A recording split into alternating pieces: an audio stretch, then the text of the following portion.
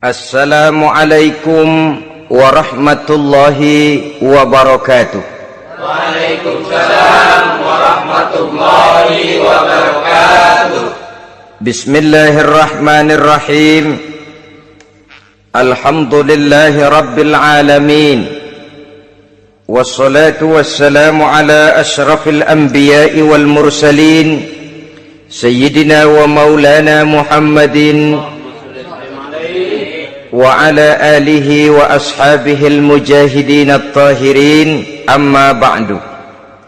Saudara-saudara kaum muslimin seiman dan sekeyakinan yang berbahagia, pada suatu hari seketika sedang berkumpul dengan para sahabat, Rasulullah pernah memberikan peringatan. Beliau bersabda, yushiku an tada'a alaikumul umamu kama tada'al akalatu ala qas'atiha. Pada suatu saat nanti akan datang di tengah-tengah kamu, wahai umat Islam, di mana orang-orang lain di sekeliling kamu akan bersatu mengerubungi kamu seperti bersatunya orang-orang mengerubungi makanan di atas meja hidangan. Akan datang suatu saat nanti di mana kondisimu dikepung sedemikian rupa, yang barat mau menerkam, yang timur mau menghantam, yang selatan mau menginjak-injak, yang utara pun akan menjelajah. Kondisimu seperti makanan di atas meja hidangan. Sebagian sahabat merasa heran dan terkejut, lalu mereka bertanya, amin qillati nahnu yauma izin ya Rasulullah, apakah jumlah kami pada waktu itu sedikit ya Rasul, kami sampai dikepung sedemikian rupa? Beliau menjawab, bal antum yauma izin katsir, sama sekali tidak, kamu tidak sedikit pada saat itu, bahkan jumlahmu sangat banyak, kamu adalah mayoritas. Walakinnakum ghusa'un ka ghusa'is sail, tetapi keadaanmu saat itu persis seperti buih di lautan, banyak tetapi centang perenang, banyak tetapi tidak punya daya dan kekuatan, banyak tapi dipermainkan gelombang lautan, dihempaskan ke tepian pantai tanpa punya makna dan arti. Kondisimu pada saat itu kuantitas yang tanpa kualitas, sehingga orang lain enak saja mengepung kamu. Akidahmu didangkalkan, dibanjiri dengan peradaban dan kebudayaan yang menjauhkan dari agama. Dari segi maksiat dan munkarat seluruhnya mengepung sampai kita melepaskan nilai-nilai Islam kita ini.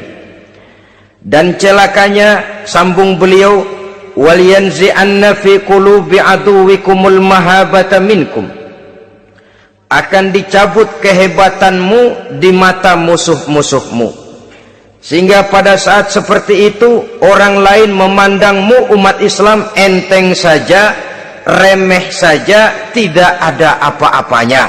Sudahlah, pokoknya umat Islam sikat saja, umat Islam enteng, umat Islam kecil, umat Islam tidak ada apa-apanya.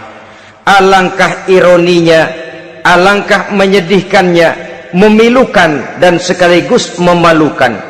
Umat yang mayoritas ini dipermainkan oleh yang minoritas.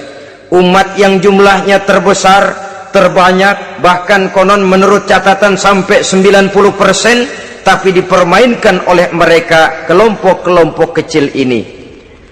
Wal yakzifanna fi qulubikumul wahn, pada saat itu di hatimu dicampakkanlah penyakit wahan. Sahabat kemudian bertanya, wa mal wahnu ya Rasulullah, apakah penyakit wahan itu ya Rasul? Beliau menjawab, hubbud dunya wa karahiyatul maut. Penyakit wahan itu tidak lain hubbud dunya wa karahiyatul maut, terlalu cinta kepada dunia dan terlalu takut kepada mati, materialistis dan takut resiko. Dua penyakit inilah yang menyebabkan walaupun umat ini mayoritas, tapi dipermainkan oleh yang minoritas. Walaupun dia golongan terbesar, tapi nasibnya seperti makanan di atas meja makan. Dari segala macam penjuru mau menghantam dia.